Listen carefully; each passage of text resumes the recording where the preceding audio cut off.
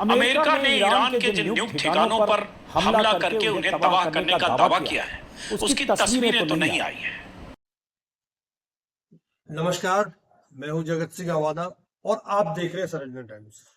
दोस्तों, 22 जून का दिन पाकिस्तान के इतिहास में पाकिस्तान के शर्म दिवस के नाम पर जाना जाना चाहिए, क्योंकि ये वही पाकिस्तान है कि जिसके की आर्मी चीफ ने मांग कर दी कि ट्रंप को शांति का नोबेल पुरस्कार दिया जाए। आज उसी पाकिस्तान के मुंह पर ट्रंप ने एक तमाचा मार दिया है, और तमाचा वो मारा है ईरान के ऊपर अटैक कर। शामिल है अमेरिकी राष्ट्रपति डोनाल्ड ट्रंप ने इसकी जानकारी दी। उन्होंने कहा है कि सभी अमेरिकी प्लेन ईरान के हवाई इलाकों से बाहर निकल चुके हैं। ट्रंप ने कहा कि फोर्डो पर बमों का पूरा पेलोड गिराया गया है, और ट्रंप ने लिखा है कि सभी विमान सुरक्षित रूप से अपने घर की ओर जा रहे हैं। हमारे महान अमेरिकी योद्धाओं को बधाई। दुनिया में कोई और सेना नहीं है जो ऐसा कर सकती थी। अब शांति का समय है।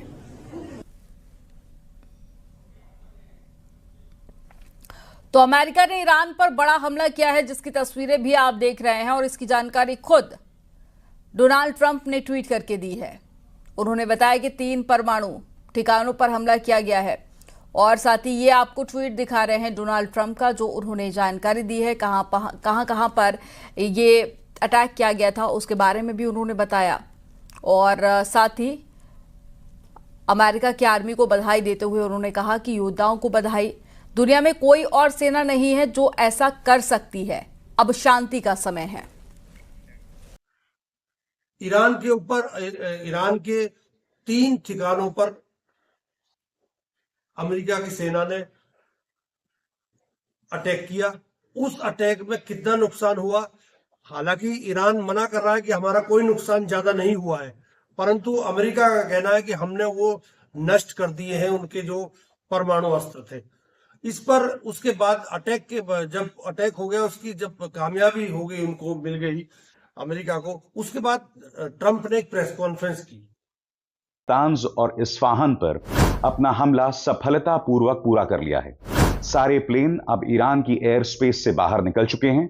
फोर्डो, जो कि मुख्य ठिकाना था, उस पर बमों की पूरी बारिश की गई। हमारे सारे फाइटर जेट्स अब सुरक्षित तरीके से वापस लौट रहे हैं। हमारे शानदार अमेरिकी सैनिकों को बधाई। दुनिया में और कोई भी मिलिट्री ऐसा ऑपरेशन नहीं कर सकती थी। अब वक्त है शांति का। इस मुद्दे पर ध्यान देने के लिए शुक्रिया। A short time ago, the U.S. military carried out massive precision strikes on the 3 key nuclear facilities in the Iranian regime: Fordo, Natanz, and Esfahan. Everybody heard those names for years as they built this horribly destructive enterprise. Our objective was the destruction of Iran's nuclear enrichment capacity and a stop to the nuclear threat posed by the world's #1 state sponsor of terror.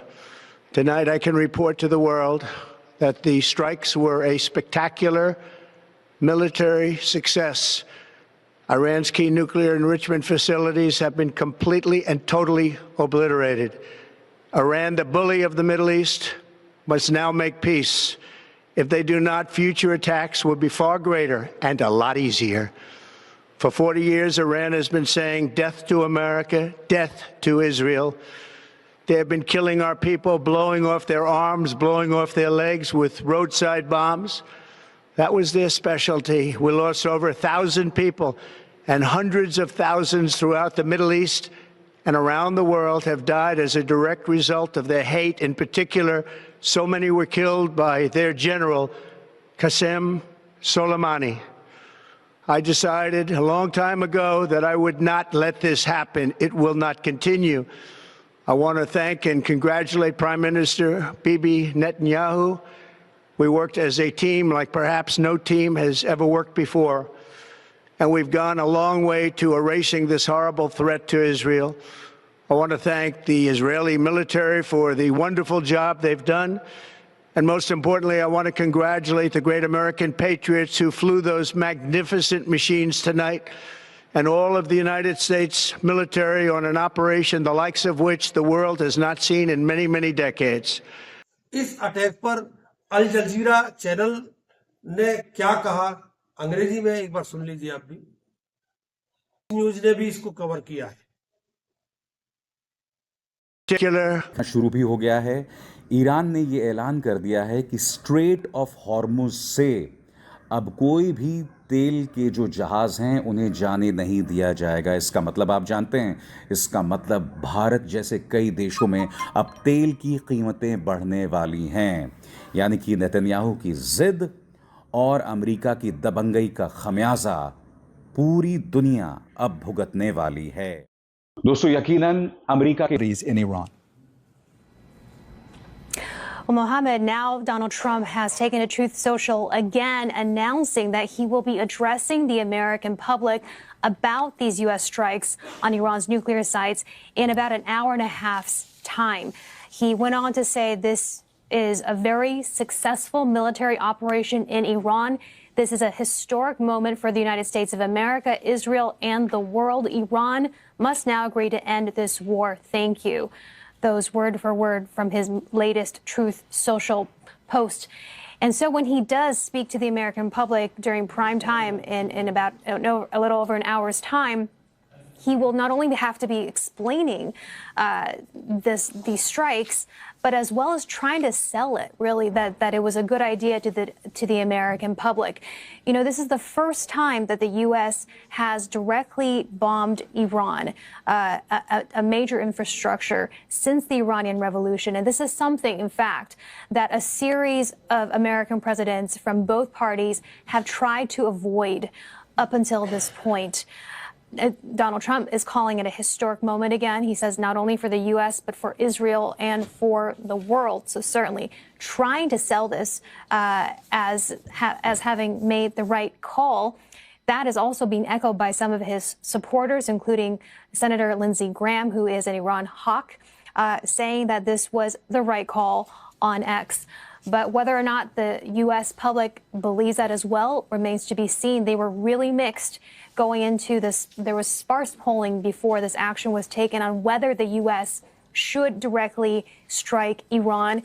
And the Washington Post conducting a poll finding that most people who answered that said that the U.S. should not be taking this route because it would be opening a new dangerous phase of the war. Many Americans, though, 30% at that time, said they simply didn't know. This is not something that's been top of mind for the U.S. public. So much other domestic headlines taking that attention away. But now, front and center, as Trump will talk about this directly to the American public in about an hour and a half. Involvement in some of these wars overseas. Now here he is initiating this attack on Iran, a country of 90 million people, and big questions not only about what comes next, but divisions within his own party and support. Absolutely, Wynn, and we are already hearing from a number of lawmakers tonight, including Senator Lindsey Graham, who is a Republican senator on Capitol Hill, who had direct conversations with the president multiple times over the last several days, in which he urged President Trump to participate, to join Israel and strike Iran's nuclear sites directly. ABC news ने भी इसको cover किया है, परंतु इस अटैकों पर bill Clinton जो पूर्व राष्ट्रपति है, उन्होंने कहा कि ये गलत कदम उठाए जा रहे हैं अमेरिका की तरफ से, जो दोनों देशों को लड़ाने का प्रयास कर रहा है। अमेरिका को इन चीजों से अलग रहना चाहिए। He has long wanted to fight Iran because that way he can stay in office forever and ever. I mean, he's been there most of the last 20 years. But I think we should be trying to diffuse it. And I hope President Trump will do that. I hope anybody there will do that. We've got to stop. We got to convince our friends in the Middle East that we'll stand with them and try to protect them. But choosing undeclared wars in which the primary victims are civilians who are not politically involved one way or the other, just want to live decent lives, is not a very good solution. Do I think that we have to try to stop Iran from having a nuclear weapon? I do. I tried at that, and we had some success. But we don't have to have all this outright, constant killing of civilians who can't defend themselves, and they just want to. America ने B-2 bomber के जरिए आखिर attack क्यों किया? विमान है जो massive ordnance penetrator नाम का बॉम्ब ले जा सकते हैं, जिसे एक्सपर्ट्स ने ऐसा एकमात्र बॉम्ब बताया है जो शायद ईरान के जमीन के नीचे बनी फोर्डो न्यूक्लियर फैसिलिटी को तबाह कर सकता है, और उसने तबाह कर दिया। आगे, हर B-2 बम वर्षक 2 ऐसे बंकर बस्टर बम ले जा सकता है जिनमें हर एक का वजन करीब 30,000 पाउंड होता है। B-2 बॉम्बर्स की यह हलचल ऐसे वक्त हो रही है जब ट्रंप पिछले हफ्ते का ज्यादातर वक्त सिचुएशन रूम में हमले की प्लानिंग पर चर्चा करते हुए और अधिकारियों से हर ऑप्शन के नतीजों पर सवाल पूछते हुए बिता चुके हैं। ट्रंप ने इशारा किया कि ईरान पर सैन्य कार्रवाई को लेकर फैसला लेने के लिए जो 2 हफ्ते की टाइमलाइन उन्होंने तय की है वो अधिकतम समय है, यानी वो इससे पहले भी फैसला ले सकते हैं, और ट्रंप ने यह फैसला ले लिया। सही सुना आपने, ट्रंप ने फैसला ले लिया क्योंकि 2 हफ्ते का वक्त अधिकतम समय था और उससे पहले ही उन्होंने ईरान के 3 न्यूक्लियर ठिकानों पर हमला कर दिया। अटैक करने का कारण यह है कि B-2 बॉम्बर जो है वो 3000 किलोग्राम तक वजन ले जा सकते हैं और करीब 60 से 70 फुट जमीन के नीचे कोई चीज है उसे खत्म कर सकते हैं, इसीलिए इनका इस्तेमाल किया गया था। उधर अभी खबर आ रही है कि ईरान ने भी अब एक बार फिर से इजराइल के ऊपर अटैक कर दिया है।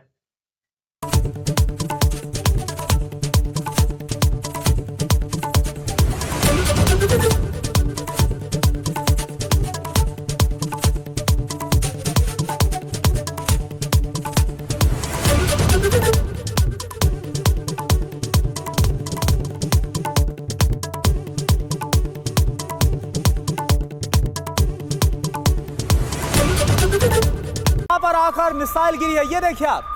हालांकि ये समझ में आ रहा है कि इस मिसाइल को शायद से, अगर मैं सही हूं तो इसको इंटरसेप्ट किया गया और उसके बाद जो मलबा आकर गिरा है तेल अवीव में वो आप देख पा रहे हैं। तो ये देखिए एक छत को कैसे फाड़ता हुआ ये टीन शेड नजर आ रहा है और ये मलबा नजर आ रहा है। 2 जगह जो मिसाइल दागी गई ईरान की तरफ से उसे इंटरसेप्ट किया गया, लेकिन जो मलबा आकर नीचे गिरा है वो इस वक्त हम आपको तस्वीरें दिखा रहे हैं। जैसा मनीष भी बता रहे थे कि किस तरीके से हमलों को अंजाम दिया गया। मैं चाहूंगा मूड में नहीं है, ब्रिजेश हमारे साथ बने हैं, तस्वीरें दिखाइए ब्रिजेश, वहां पर क्या हालात है?